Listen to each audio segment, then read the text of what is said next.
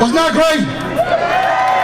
Look, I'm really sorry if you can't hear down the back, but it's the reason why we asked the people at the front to maybe sit down so that the sound can travel.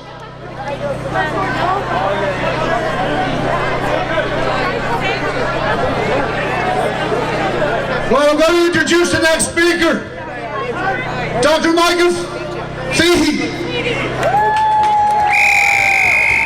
Well, that's Michael Leahy, actually, but I won't object. Thank you very much for your warm welcome. And with all of the fear-mongering and all of the despondency we get fed by government and our media, it's wonderful to see such a fantastic crowd out who are prepared to come out to stand up for the rights and liberties of the Irish nation. When I hear the cry for freedom, I think we picked the right name for the organisation I'm involved with, which was formed some years ago as a direct response to the attacks against freedom that have been going on for some time, but which have come to a head over the last 2 to 3 years. Why are we here today? The reality is that people are finally beginning to wake up. They know there is something very, very seriously wrong with our state and with our politics. This is no longer just about COVID, and it's no longer just about lockdown. This is about the corruption of our freedoms and our democracy and our society, and we can't let that happen. If we do not win this fight to protect our most basic rights and freedoms, if we do not push back against government, if we do not push back against media and against the powerful elites which try to enslave us, then I am afraid that we may enter into a very, very dark age from which many of us may never emerge. We are here today to send a message, the strongest possible message to government, that we will not go gently into the dark night of justice. But we will fight like Irish men and Irish women to protect the rights of our forebears and our fathers. Does anyone believe that the system of apartheid which has been introduced into our country is a temporary measure which will be rescinded in October? When they introduced the initial restrictions, we were told that they were to last for a short time to let the hospitals get ready. But instead of that short term being extended from 3 weeks now to 1.5 years, as long ago as last April, 12 months, I remember demanding an end to the lockdown and predicting that if it wasn't reined in, that we would shortly have vaccine passports. At the time, we were condemned as conspiracy theorists. Well, I don't know if it's a conspiracy or not, but it certainly isn't a theory. It's now a fact, and a horrible fact. Does anybody believe that the vaccine passport system will stop at the hospitality industry? It will gradually be extended into every aspect of our lives, and it won't be just about vaccinations. Digital internal passports have the potential to form the foundation of an unprecedented surveillance and control system into which the lives of all of us will be tied, including health records, banking and credit scores. It has all the hallmarks of being the precursor of the odious and horrible social credit system of the Chinese Communist Party. And if we do not stop it now, it has the potential to enslave us for generations to come. When our government attempts to introduce a modern technocratic system of slavery, we must say to them that our forebears fought for 300 years to bring an end to slavery in this country, and we're not going to let them introduce it by another name.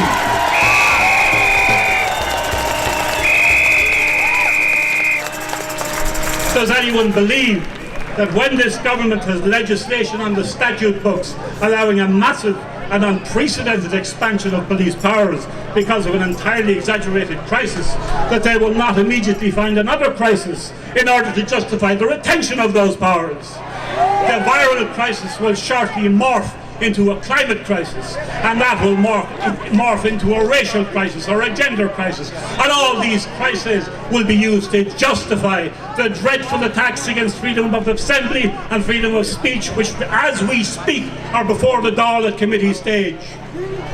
If we do not have free speech in a society, we can in no way describe ourselves as a free society. Perhaps our generation has come to regard freedom as a natural condition of society. It is anything but. It was hard won, and we owe it to those who won it for us to fight hard to retain it.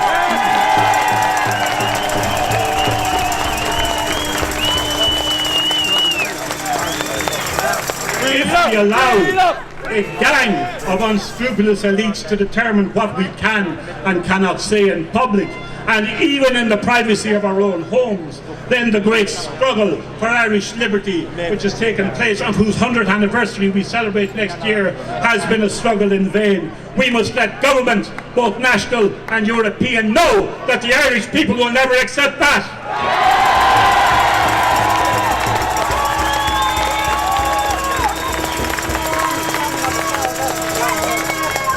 Are we going to allow it to be said that the Irish nation lasted for only 100 years? When I see you here today, I know that we will not allow that to be said. There can be no doubt that just as the individual is tested by adversity, so the people of a great nation is tested by its ability to react to external or internal attack. There can no longer be any doubt that the Irish nation is under attack both from international forces and also from the corruption of its own institutions. This generation will be tested in the same way as previous Irish generations were tested. Those generations showed their mettle, and we can take example from them. It is now up to us to show that the Irish spirit, the Irish commitment to liberty is still alive and will never be extinguished, save in the words of Patrick Pearse, by the extinction of the Irish nation.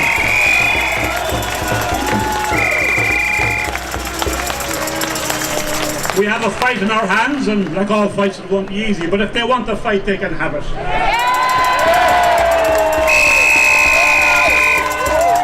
All of us have come here today because we realise the dangers that we face.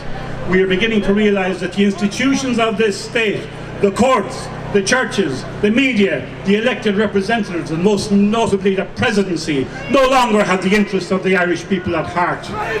In many ways, the state, which has overreached its powers, is now rapidly becoming an enemy of the Irish people and of the Irish nation. For the past 30 years or more, the institutions of this once democratic nation have been whittled away, whether by membership of the European Union, by the undermining of our pride and our history and our culture, by the handing over of excessive powers to financial and multinational elites, and by the gradual demoralisation of our people through the destruction of our own private domains, such as family, loyalty, even private conversations and private friendships. People are now waking up, certainly, but it's not enough to know that there is something wrong. It is not enough to notice in the present lockdown that it is the weakest who are hit the hardest. It is the people with least to lose who are losing the most.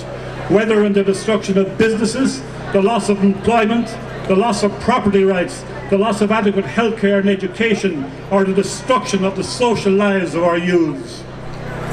And when the enormous sums of money that are being needlessly squandered by present policies come to be paid back, who do you think is going to pay the cost of the so-called Great Reset?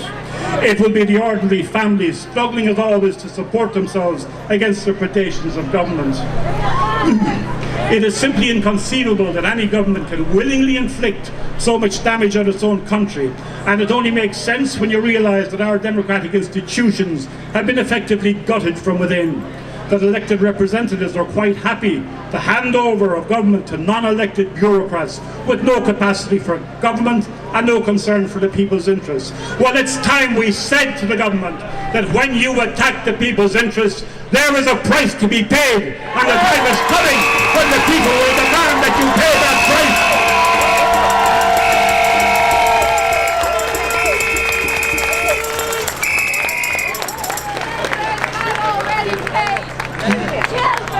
Last year, I spoke on the steps of the Custom House and said that we still had a chance and that the courts might yet vindicate our rights and call the government to its senses.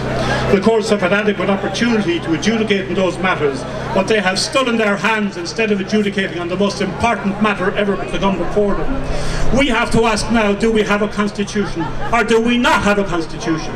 Because if the courts allow the government to get away with this, then clearly we do not.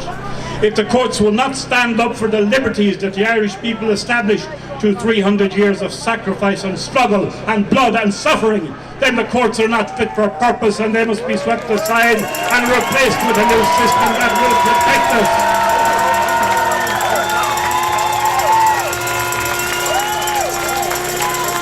I believe we are now coming to the most serious constitutional crisis we have faced since independence. It may be that we need a new constitutional system to protect us, and if we are to establish it, we must go about establishing it, and we must use the lessons that we have learned from Irish history, from our noble struggle to establish liberty in this country. That is what will give us the basis for a new constitutional system. We need to be active and on the streets. We need to have mass meetings such as these in every town and every country and every day and night of the week. We need to let those in power know we are a free people and we will remain a free people. This is a great and historic nation, and we will not let that nation perish from the face of the earth.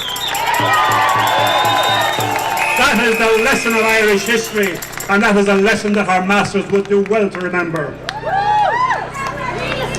I know that at times it can seem that we face insurmountable odds. You will read nothing of this rally in the newspapers tomorrow, and you will hear nothing of it in our mockingbird media. But we must say to the state, we are coming! It is not you who will destroy us, it is we who will destroy you. We are coming to demand justice for Ireland.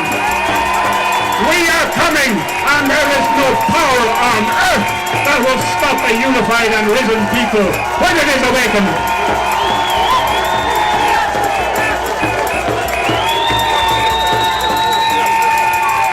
We must seek in whatever way we can to frustrate the operation of the odious and immoral internal passport system and of the other egregious attacks against our ordinary civil and religious liberties. I conclude only by thanking you for coming out in such great and enthusiastic numbers today, and I ask you to continue to stand by our country, to stand by our nation, to stand by the Irish Republic, and to stand by God Almighty for the rights and liberties of the Irish people.